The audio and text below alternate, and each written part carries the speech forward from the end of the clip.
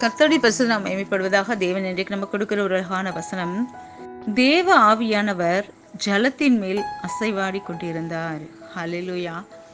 பாருங்க, ஆவியானவர் ஆரம்பம் முதல் இறுதி வரைக்கும், உலக தோற்றம் முதல் உலக முடிவு வரைக்கும் இருக்கக்கூடிய ஒரே நபர், திரியேக தேவன்ல ஒருவரா ஆவியானவர் நம்மளோடு எப்பவுமே இருப்பாருங்க. அது மட்டும் இல்ல, தேவ ஆவியானவர் ஆரம்பத்துல ஜலத்தின் மேல் அசைவாடினார். அவர் வந்ததுக்கு பிறகுதான் பூமியில அத்தனை காரியங்களும் நேர்த்தியாய் சிருஷ்டிக்கப்பட்டது. அது போல தேவ ஆவியானவர் நமக்குள்ள வந்து தங்க ஆரம்பிச்சார்னா, முதல்ல நீங்க சரியா வைங்க. உங்களை ஆண்டவர் தேவ புத்திரனா பார்க்க ஆரம்பிப்பார். தேவ ஆவியில உங்களை நடத்த ஆரம்பிப்பார். அது மட்டும் இல்ல, உங்களுக்குள்ள இருக்கக்கூடிய குறைவுகள் எல்லாத்தையும் சரி செய்வார். பிறகு உங்களை கொண்டு மற்றவர்களுக்கு உங்க வீட்டை சுத்திகரிப்பார். உங்க வீட்டுல அநேக நல்ல காரியங்களை உங்களை வச்சு நடத்துவார்.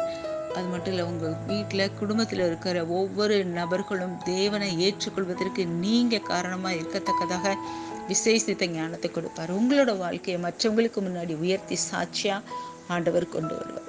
அப்படிதாங்க இந்த நாள்ல உங்களை ஆவியானவரை உங்க இருதயத்துல உங்க மேல அசைவாட விடும் போது, ஆவியானவரோடு நீங்க நடக்கும்போது, கர்த்தர் உங்களுக்குள்ள பெரிய மாற்றத்தை, அற்புதத்தை நடத்தி கொடுப்பாராக. இதனால் அப்படிதான் உங்களை ஆசீர்வதிக்க போகிறார். ஆமென்.